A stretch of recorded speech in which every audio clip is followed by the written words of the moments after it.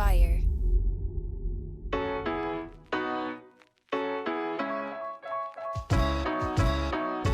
Welcome back to Starting Now. I'm your host, Jeff Sarris. This is the show where I talk to entrepreneurs to reveal the unexpected paths to entrepreneurship. Today, my guests are Abby and Paul from the Top Dog Beach Club. So lately, I have fallen deep down the rabbit hole of crypto and NFTs, and Abby and Paul just started a brand new project in the NFT space called Top Dog Beach Club, where people can mint and purchase their own NFT, which is a digital collectible of a unique dog that's unique to them. If you're new to this space, we dive in a little bit at the beginning and explain sort of what NFTs are, but they're all tied to crypto, specifically Ethereum, the ETH coin. But it is a space that is so interesting, and there is so much opportunity and so much happening that this is the early days. Like, I'm probably going to be doing a lot more of these episodes of the show specifically about crypto and NFTs and that whole world, because this is day one. If you are looking for sort of what the next thing is, I highly recommend diving into this space. And Abby and Paul are great. The project they were doing is really special. They're doing something different and beyond what other projects are doing. So I'm really excited to share this with you. So without further ado, my conversation with Abby and Paul from Top Dog Beach Club. For anyone who will be listening and doesn't know even what NFTs are or crypto or anything, how would you describe your project to them, just to try to introduce it sort of to a new audience? I'd like to give it a shot, actually, seeing as I'm the one that knows least about this. Maybe I can give like the layman's answer. Go on, Abby. Yeah, thanks, Paul. And then Paul can correct me and do a way better job than I can. It's probably better in that order. So for those who have never heard of NFTs before, this is how I describe it. It's buying, selling, trading, keeping and collecting items online. Whether you want to just collect it because you love it or you want to sell it to make a profit. A bit like Pokemon cards, really, is how I'm having to describe it to some people that I know. That really are just, I don't have any idea what I'm talking about. It's a bit like just we've made a bunch of Pokemon cards and some people love them and some people are collecting them, some people are selling them. People ask me, well, why can't people just screenshot it and, or print it out and stick it on their wall? Like, what? How can you really own it? You don't get your hands on anything.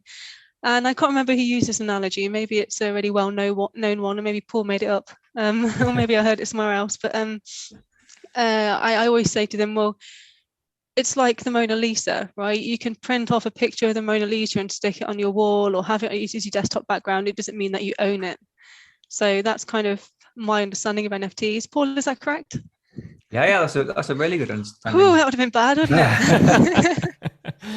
it? I mean, it's absolutely crazy if you sort of take a step back and just think about it. If you explain this sort of whole new sort of industry and the new creative economy to just a layperson on the street, they're just like, what?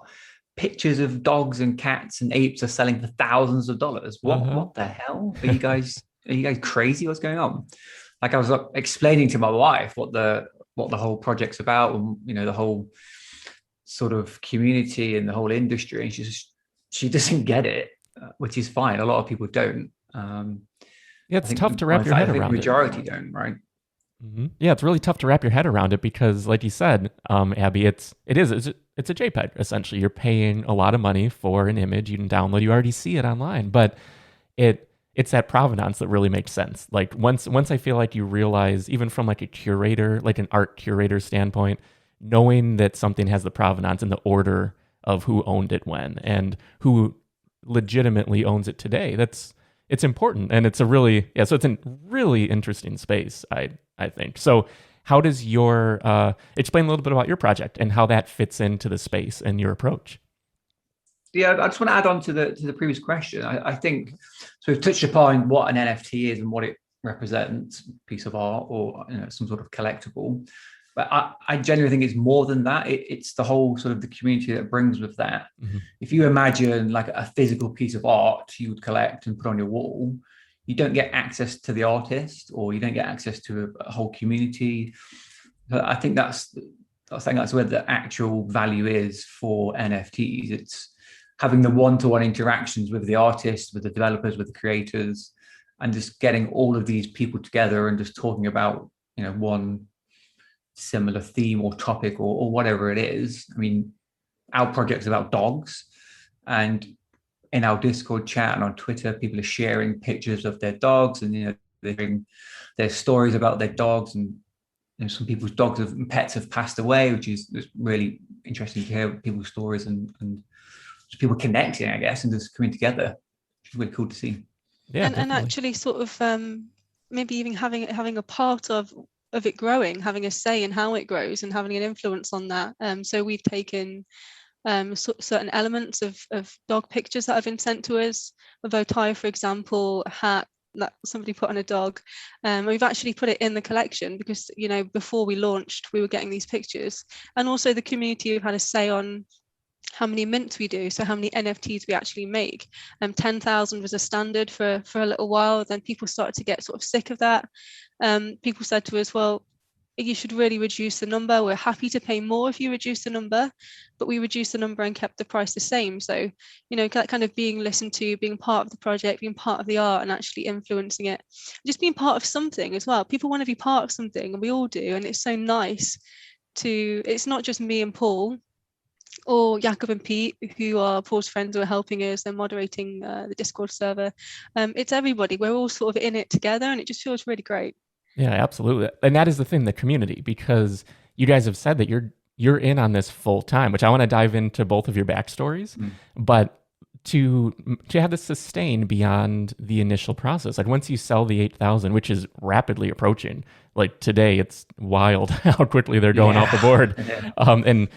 Just for anyone listening, today is Saturday, and it's only been since the launch on Tuesday, and you're all almost like already sold out, which to me is mind-blowing. I know to people in the space, the NFT space, they're very anxious for things to sell out on day one. But I mean, I come from a very different approach to business where I'm like, this is a long play. Like, you guys are in this as full-time entrepreneurs and creators.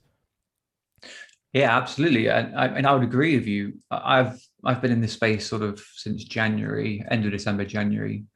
So only really, 7-8 months. And looking from an outsider as a collector, I would sort of agree that, for a project to be successful, or at least to be deemed successful by the community, it has to sell out instantly. And if it doesn't, it's a failure. But actually through this whole process, I've learned, speaking to sort of experts and just people generally in the community, that actually it's probably best that a project doesn't sell out and it grows slowly and organically. And a genuine community who have a love for the art and a love for the project, rather than flipping as an investment, is actually a better model. And that's exactly what we're seeing with our project. Mm-hmm. Definitely. Yeah. And I imagine the slower growth was the initial plan too, because like, as far as I know, you guys really didn't announce anything before last Thursday, right? On NFT culture? Yeah, I mean, we've been building it for 2 and a bit months, and we didn't go really public until last was it last week, Abby? I've lost track of days. Time has no meaning anymore. Yeah. I think a week and a half ago, and then we launched a few days ago. Mm-hmm. So yeah, we not a lot of people known about the project for as long as, I guess, other projects. Yeah, and I think that's a good approach though, because this is long term. And I want to dive into what it means to go full time, what you see sort of in the roadmap, and what you see in the future months, maybe even years down the line. But first, I want to dive into your stories and how you ended up here. Like, I know, Paul, you're a security expert. Abby, you were an English teacher. So what did your lives look like just before, let's say, the end of last year? Like, where were you in your lives?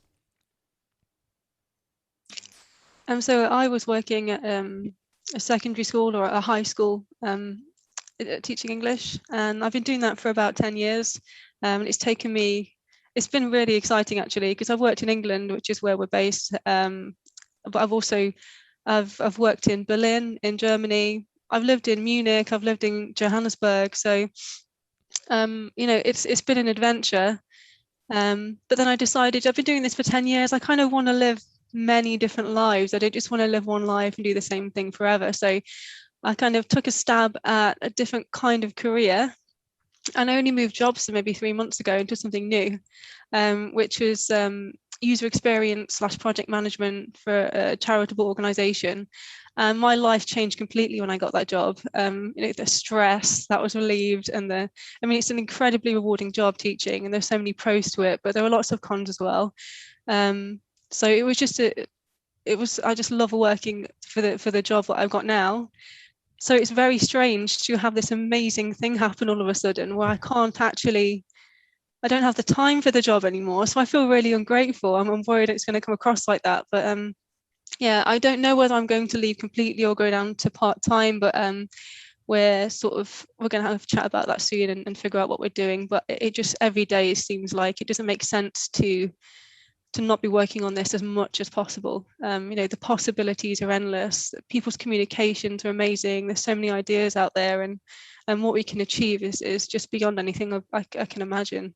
Absolutely. Yeah, it's so early in this space. Like this is like early days of social media, early days of the internet, where you guys are part of the forefront of defining what can be done. So it's wild. And in terms of like being a teacher too, like that is such an underappreciated job, because I've known my girlfriend now teaches, like there's so many people that I've known who are teachers, and it is so difficult and just draining that like 10 years in, I can imagine it's fulfilling to go back, I'm sure, to support the students and help the students. But every year it takes a lot out of you, I imagine.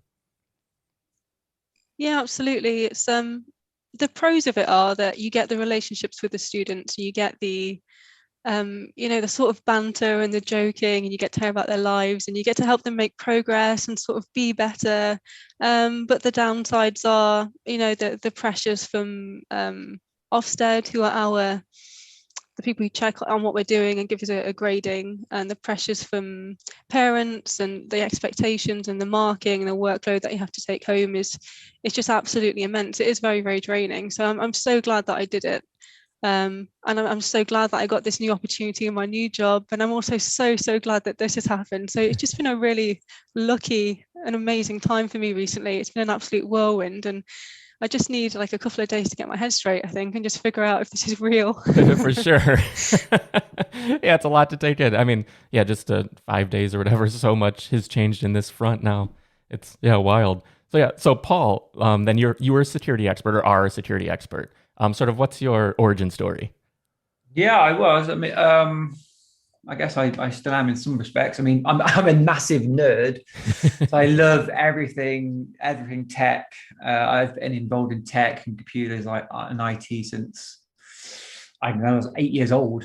So a long time. My background is IT, and then mainly software development. So I've done a lot of software dev for sort of big ticketing sites, big gaming sites.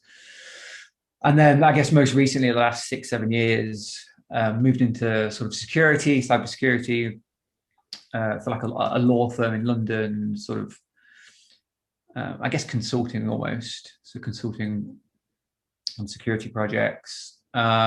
Just got bored of it in the end. And I think I've always been entrepreneurial. So I've started a few businesses, and they've not quite worked out. I think most people have their failures, which is fine. I guess I'm in a lucky enough position where I could just sort of quit my job and then sort of start a project and go full time on working on something that I really wanted to do. If you think about software development and coding, it is quite a creative skill. To me, code is art. I view it as art, and I think other software developers do as well. So it's really a creative process. And this sort of the NFT space, where it has the technology of the blockchain and Ethereum and smart contracts mixed with the art, I think it's a really, really great, just like a perfect combination for me as a creative outlet. So as you've said already, I quit my full-time job. It was a decent job of 6 figures a year. just to go on this full time. And thankfully, we've put the effort in, we believed in the project, and it's paid off.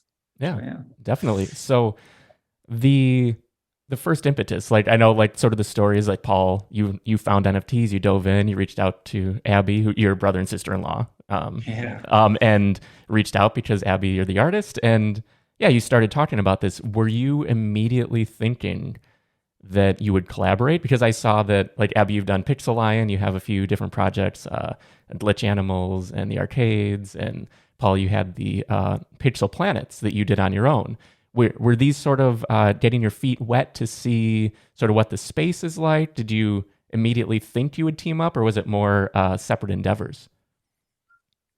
For me, I think it was separate endeavors. So I discovered the NFT space, and I started the project you mentioned. And I thought, oh, Abby, you would love this. You're an artist, get involved. And then Abby went off and did her own thing. And I don't think it really crossed our minds that it would be an awesome sort of collaboration of tech and the art until I guess we started discussing this project, and like, we could create something awesome together. I don't know what Abby feels. Maybe she had something different in mind. I mean, I've been trying to get some a dev in on the retro arcades that I did. I started working with somebody else for a little bit, one of your friends, just to look at the possibility of doing something clever with the retro arcades. And we started doing a bit on that, but then I don't know, it didn't really get very far. Mm-hmm. And then Paul, one day you contacted me again and said, well, I've got an idea. How do you feel about doing this together? And I was like, yeah. Looks amazing. And then we had to think about kind of what it was going to be, what the roadmap was going to be, what the images were going to be, and it was a lot of different drafts, a lot of discussions, a lot of late nights, and and I can't believe we are where we are now. So yeah. So then, was it the moment when you guys were like, oh, this actually is a viable thing that we can like pour all this time into 2 months? Was it the Bored Apes? Was that like when they took off? Was it something you were thinking about before? Sort of, how does it fall into the timeline of everything? I think that apes were definitely the catalyst. So we saw the massive explosion there. I think that's where my idea originally sprung from. It was, we can create something similar. If you saw it, it's hard. You look at our release dates of 4 days ago, and we went public a week and a half ago. It seems like we've been copying everybody else, like all the cats and the bulls and all these different projects and animals, but we've been building this for the past 2 months, actually not long after the apes came out. I think a lot of the projects are like that. Everybody looks like it's a copy of a copy, but I think it all stems from the apes. They really, I guess, kickstarted the avatar collectible space, this sort of bull run. I know we've had the CryptoPunks in 2017. There's something different about this space, though, to everything else. It's there seems to be a complement in sort of taking an element from something else. There's a compliment in that, and there's also a little in-joke in that, and a little reference in that, and it makes it even better. I mean, it's taken me a while to get my head around as well, but that seems to be the case. So we saw Bored Apes and we thought, this is a really cool idea. I like the direction that they're going in. Can we take this and do something different and do something that we think is even better than this? We really kind of we're trying to push the boundaries of community and club membership is what we're all about. So Paul, did I cut you off there? It's fine, Abby. It's fine. Sorry, I didn't realize. No, but it's that steal like an artist mentality. Like Austin Kleon wrote a great book about that, and it's not actual theft. It's the inspiration that you're taking from these other projects. And this is such the space is in such a nascent stage that really things will grow based on what you're doing, what other people have done, and what's happening moving forward. So I really like, what really stuck out to me was how you guys have this fleshed out. It's so much more beyond just like buying a JPEG, say. For someone who's not really familiar with the space, like if they're like, okay, so it's an image of a dog, I like this one, it's cute, but then what happens after that? So like what is your approach? I think it's great. I really like all the things that you've baked in. So I'm excited to sort of share that with everyone. Yeah, I mean, so yeah, there's one aspect, it's the art itself, the collectible, but I think where the real value comes from of sort of buying one of these pieces is being involved in the community, like we've touched upon already, but also it's the utility factor. So it's all the extras you get on top. And that's where we're really trying to push out and sort of change the game a little bit there. If you take a look at our roadmap, we've got so much on there that, you know, other projects haven't really gone to the length of. So we're doing all the usual stuff. I guess, you know, other projects have done charitable donations, which we're doing. We're having real life beach parties, which I think only one other project has ever done across the whole NFT space, is have sort of a real life party where the dog or the collectible itself serves as sort of a ticket to get into the event.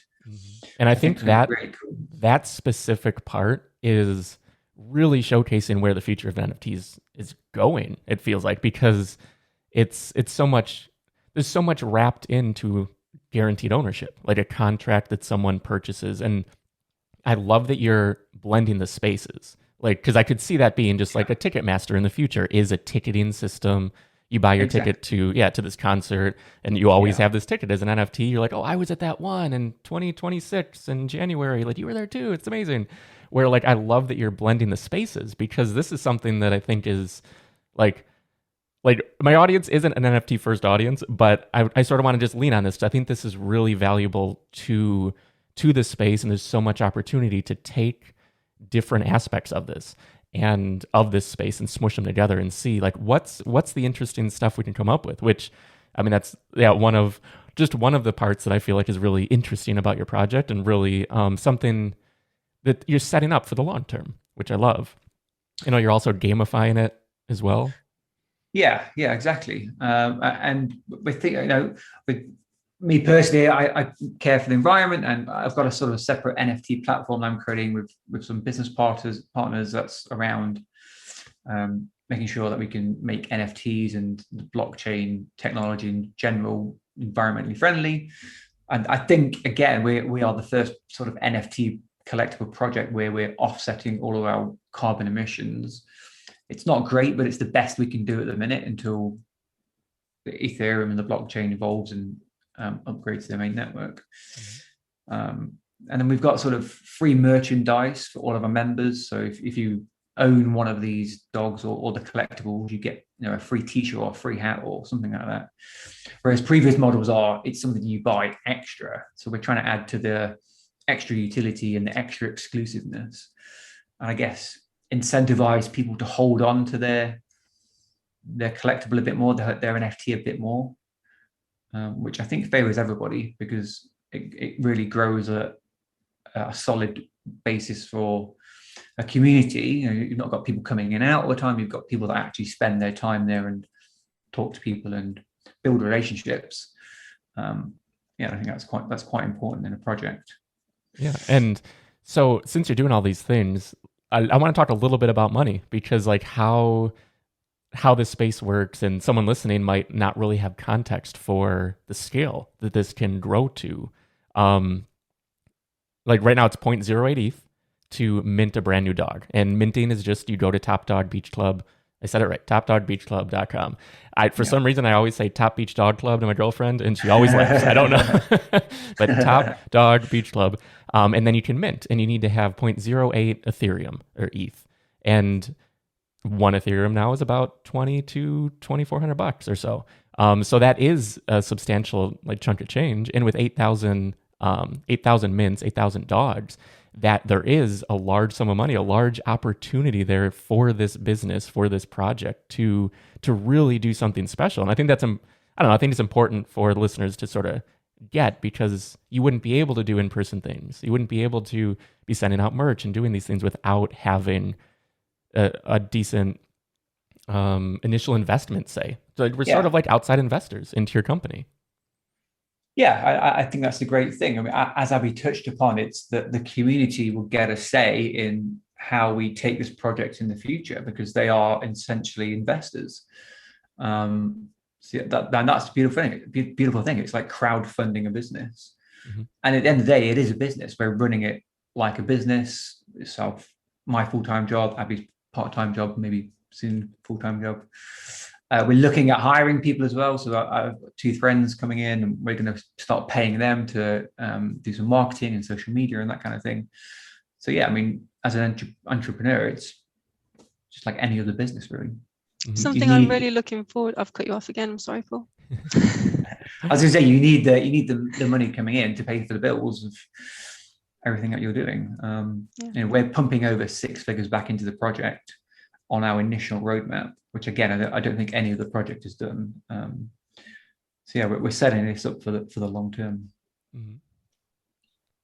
Something I'm really looking forward to is the community grant. So we've got $40,000 ready for people's ideas in the community. So if somebody thinks, right, I'm going to make an awesome rap, and that's going to be for Top Dog Beach Club, or I'm going to code a computer game, or whatever it is that they can think of, they can kind of pitch us their ideas, and then we will use that money to pay them to do this work for us. And you know, for me being the artist, I really can't wait until that happens, because you know, you think you know, or you think you've got the ideas, and then somebody else comes up with something and you're like, that is genius, that is amazing. There's so many skills out there, and we're seeing that already, because we gave them we kind of opened up the Photoshop files, didn't we, to people. And they've already started playing with them and giving them different backgrounds. There've been some amazing animation, sort of music video style. So there's really no limits to what people are able to do. Yeah, it's awesome, because you've opened up that opportunity to truly be a part of the project, and having the Photoshop files is just one more piece of that puzzle. And I do that's going to be huge. I genuinely can't believe no other project has done that before. Yeah, like you have this NFT, and it's a flat file, one piece of art, and you supposedly own the artwork and the commercial rights, but it's just a flat file. Like it limits your creativity. Like if you've got the fully layered Photoshop file where you can strip back the hat or strip back the VR goggles, it's so powerful. It can create so many derivatives of that. And we've seen people in the Discord say, oh, can I use my Top Dog as my company logo? Which is cool. It's so like awesome. Like, yeah, of course you can do it. It's wild. And I want to, so since you mentioned the commercial rights, what does that mean in this space, that when you buy the contract, what are your rights to it, to the art? So the way we've got a full terms of service on there. It's a lot more detailed, a lot more legal talk in there. But essentially the way we've modeled it is that for as long as you own your NFT, you own the underlying art to that, and then you can basically do whatever you want with that. If you want to go and print that on some merchandise, on a t-shirt, or use it as your company logo and profit from that, then go for it. All more power to you. Yeah, it's amazing. And something that really drew me to this space is that artists like you, like both of you, because I mean, it's a collaborative, it's a team thing. I agree, like, because you mentioned how code is art. I'm a developer, my business partner is a designer. Like, it's just sort of like I feel like I might be calling your services then. Oh no, help. But yeah, I feel like a sort of a kinship with you two, and like my girlfriend's an illustrator as well, so it's like I can really relate, and I appreciate like who you are and what you're doing. And I actually totally lost my train of thought where I was going with that. But the development and the art side, that's what it was. So the fact that the artists get paid, I mean, like Abby, to be illustrating, because as an illustrator, it wasn't your full-time gig. Like you mentioned, you were a teacher, a UX developer, but suddenly you're getting paid for your art, not just once, but down the line on future sales. Like how does that, just broadly, how does that system work for you guys? How does it work? Oh yeah, sorry. So essentially, like, there's the residuals I know on the aftermarket. You guys have a percentage of like future sales and things. Yeah, is it 5%, Paul? Yeah, so every time one of our NFTs are traded, we take 5% of that, and then the platform we're using is called OpenSea. They take 2.5%, and that I guess that's the real beauty of blockchain technologies, and they're called smart contracts, which are basically computer programs that they can automatically do that without any sort of interaction. Like it's embedded there, and it will stay like that forever. if one of our NFTs still exists in 100 years down the line, then it will go into one of our 5% of that sale will go into one of our digital wallets, which is really cool. Oh yeah, absolutely. And it is amazing because then like all the work that you both have put in, it's going to continue to pay off over time. And the longer the community thrives, the more sales, the more people who will want to be in and a part of it. In terms of like continued revenue, is that the main expectation from the 5% that comes back from future sales, or do you have other things sort of in mind in terms of a revenue generator? Yeah, I mean, there's so many different options. Obviously, the 5% is the one, and that's, if the project continues to be a success, that's pretty much guaranteed. We might even look to reduce that in the future. We need to discuss that. But yeah, I mean, we've got the merchandise as well. So like I said, we're giving away at least one free piece of merchandise. But we'll also have I guess a custom merchandise store on the website where people can get their NFTs printed on a t-shirt or a hoodie or a hat. And pay $10, $20 or whatever to get that shipped out to them, which I think would be really cool. And then we've sort of thinking about the metaverse and what we can do there. And if you look at other sort of collectible projects, so the Bored Apes that you mentioned, they randomly dropped some dogs as well to all Bored Ape members. There's looking at extra drops and extra artwork with the project. There's so many different things you can do. And I think as long as you've got a good community behind you, it's boundless. That you can take it wherever you want to go. Yeah, definitely. And so Abby, what are you most excited about right now with this project and everything that's happened and where you see it going? I'm really excited about the fact that we don't know exactly what's going to happen a few months from now. That's the most exciting thing for me. A lot of people don't like change or they don't like uncertainty, but I live for it. And, like Paul said, it's boundless. The things that we can do, the ideas that we're coming up with, that the community are coming up with, the creativity that's out there. Every day is just, we build on the vision and we hear feedback and we're getting so many compliments. My head must be this big by now, honestly. I just, I've gone from being unknown, I'm just a normal person, and all of a sudden Art Chick is complimenting my artwork and buying, I don't know how many she bought, 20 or something. She's got it as her a profile picture. Nice. And for those of you who don't know Art Chick in the NFT space, she's like the top dog. So today, that happened today, and we were just blown away. I still can't believe that it's happened. So it's just day to day is really exciting right now. There's like a new big person, a big name on board every day, whether it's a rapper or a DJ or an actor or an artist. So it's just really cool to see what each day brings. So just living day to day right now. Yeah. Off of pure adrenaline, I think. For sure. And it seems like not very much sleep. You guys are in the Discord a lot. Yeah. So, yeah. Yeah. Yeah. I'm very excited. I think I've averaged 4 hours of sleep the last couple of days. Oh no. Yeah. And from a tech standpoint, because a lot of people do just OpenSea. They go, they mint, and then produce. But you wrote your own contract. The website is where you mint. You do all these things. What does that look like from the developer side, from launch till today? Because there's always something to deal with afterwards.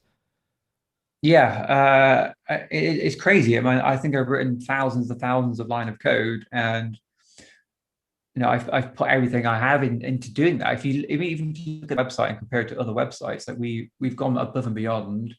A good example is on the minting page. If you don't have Ethereum in your wallet, or if you're new, you don't have a wallet, you can buy Ethereum directly on our minting page, which I've not seen any other NFT collectibles do. I know big NFT platforms do. You can mint from your mobile as well, which it's very, very rare to see an NFT collectible project do that. The smart contract that we've developed is 100% custom code written by me. It's not a copy of the apes or a copy of Hashmasks or any other project. It's 100% custom. Built the whole. How big is a contract? I've never really dove into writing a smart contract. I've got it open here actually. I think it's about 200 lines. Okay. but it's based on it's something called Open Zeppelin, and they're like I guess like a charity. I don't know the word is. They make these standards of code that you, I guess, abide by, and they just make it a lot easier, a lot more safer, and then you can build on top of that. And then we also have there's like a separate smart contract as well. We're launching a Bones token. Mm-hmm. So it's like an Ethereum. You can trade it as a currency. That's a separate contract, which is a lot bigger, a lot more detailed. And what does that mean actually? So having your own token, is that tied to the project in terms of the dogs themselves, or does it just live beside? You can tie it in. The way we've done it is separate. So it's a separate sort of contract and entity, a separate piece of code, I guess. But they do interact with each other. Yeah, and I guess also from sort of a value standpoint, do they mirror in any way? I don't know, or is it really they're just like standalone things under your umbrella? Yeah, I guess they're standalone because the NFT contract is the art piece itself and the NFT collectible, which is based on a standard called ERC 721, and then the token itself it's basically a currency. So Ethereum, loads of different currencies are based on what's called the ERC 20 standard, which is a separate contract. But they interact because what we're doing is you can rename your dog or give him a backstory. And what you do is you pay to do that a certain amount of tokens, the bone tokens, to do that, which adds this extra layer, like economic layer of. If we didn't have that token, we just wanted people to rename their dogs all the time. I think it doesn't really, you wouldn't really think about it. You would just change its name every day or whatever. But if there's some sort of intrinsic value of and sort of, I guess, a mini economy behind it, you sort of want to think about it a bit more, and you don't want to change it as often. It becomes a sort of its own marketplace. That's the reason, I guess, for the token. Yeah. I find it interesting. I guess the community to decide its value. I just want to add that we sort of give away the tokens, but when you have your dog, for every day that you own the dog, you will get a certain number of tokens. I really so you like can that. collect those and then go ahead and use it on to change the name, to write the backstory, or whatever the other options might be. Yeah. Sorry, Abby, for geeking out on this. I was just curious, but I know it's funny. This is also the first two-person interview I've done on the show, so still trying to balance it out. But like back over to the art for a little bit. There's 8,000, originally 10, but 8,000 different dogs. But you illustrated everything. But what was the process of illustrating in this way, where then they're essentially generated? The components are put together for you. Because if you were to go through 10,000 Photoshop files, that would be quite a bear. I mean, I'm sure this project was still huge. But what was your process like for it? I don't know what people's view is of these kinds of projects. I mean, I think a lot of people probably think, oh, it's easy. They just change the color of this, that, or the other, and then they just generate, and it's just really, no problem. The hours that have gone into this, my blood, sweat, and tears are in those NFTs.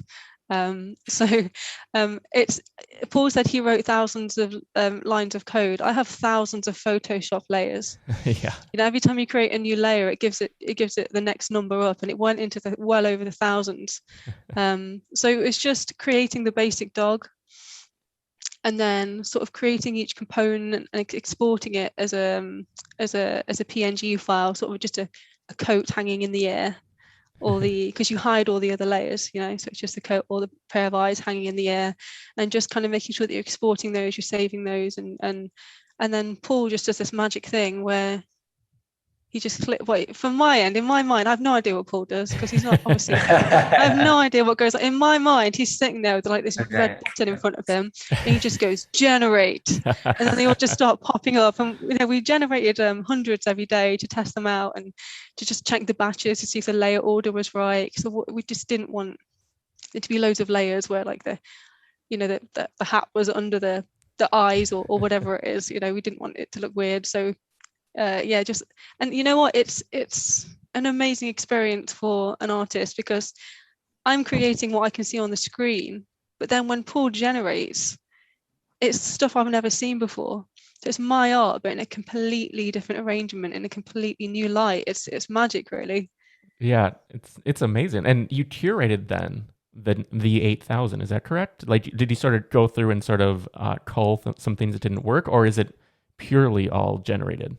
Those were just test batches. They weren't Oh, the ones that gotcha. actually went through as the NFTs. We just generated loads to test. I Nice. don't know if Yeah. you want to add to that, Paul.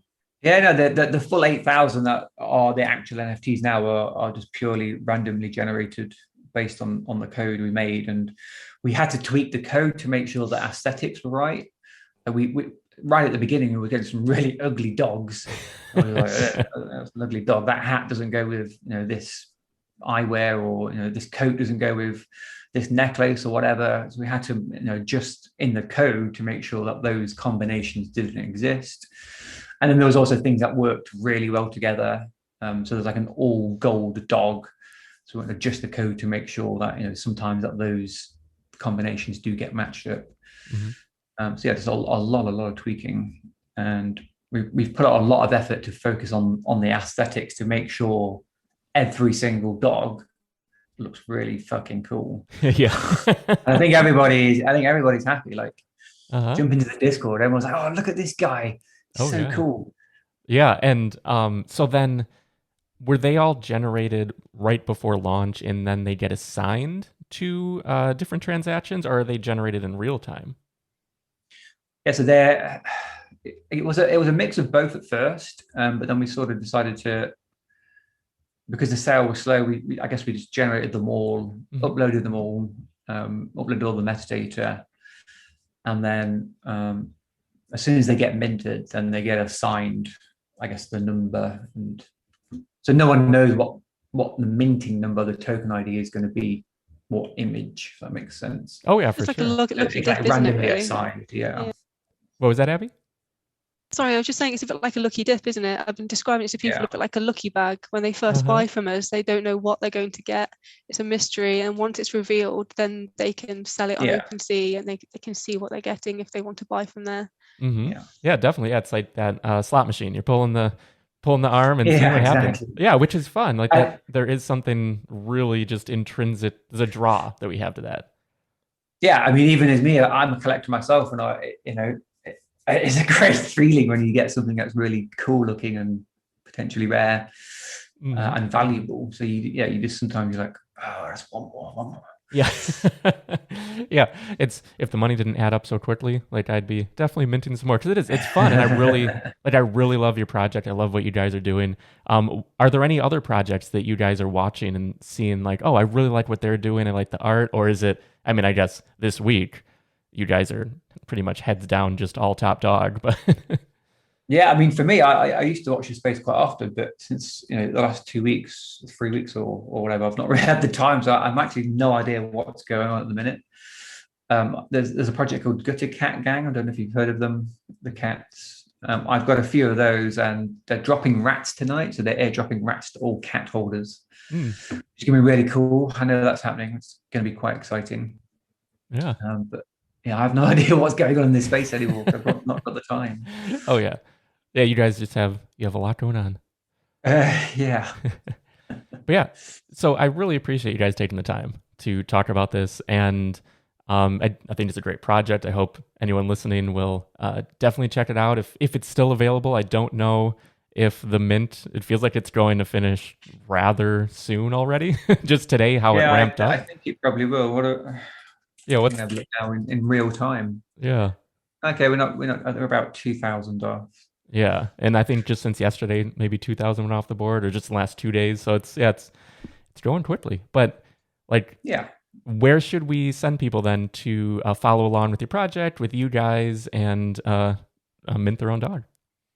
I mean, check out the website. So topdogbeachclub.com. Look at us on Twitter. Pop into the Discord and just come chat to us. Like DM me or Abby or Jakob or Pete, who are our mods, and just chat to us. Like we're constantly in there.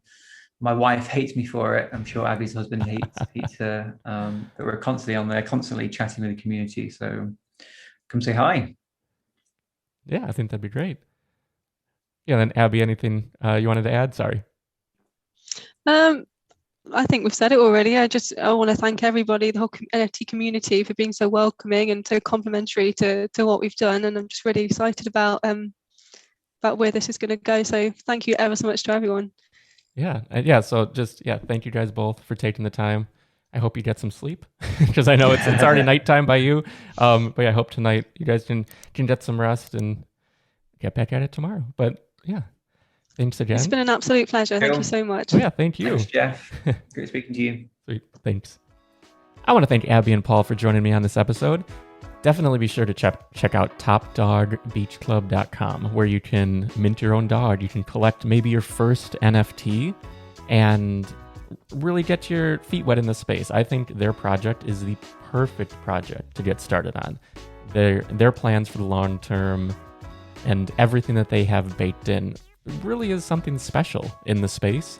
And I think a lot of people are going to wish they were a part of this if once things start to mature and happen over time. So I highly recommend that you check it out. And if you're an entrepreneur, if you're an artist, if you're a developer, a creator of any type, really look into the NFT space and crypto. NFTs are a huge opportunity. We alluded to the potential with ticketing, using them as like tickets for events, which they're doing with their in-person beach parties. And the opportunity of guaranteed ownership through a contract is immense, and it's something worth diving into. So really, and if you're enjoying this, if you're interested in it, I'm going to have more conversations just like this. I may have to call this NFT now instead of starting now, because I plan on talking to a lot more people in this space and really bringing you as much value and insight as I can at this early stage in the process. So anyway, that's topdogbeachclub.com. As always, this episode of Starting Now is brought to you by Built. At Built, we help you get started online. Whether you want to start a blog or a business, head on over to built.co. That's BYLT.co to get started. Built, your website, built for you simply. And if you're enjoying the show, be sure to subscribe on Apple Podcasts, YouTube, wherever you're listening right now, and give it a thumbs up.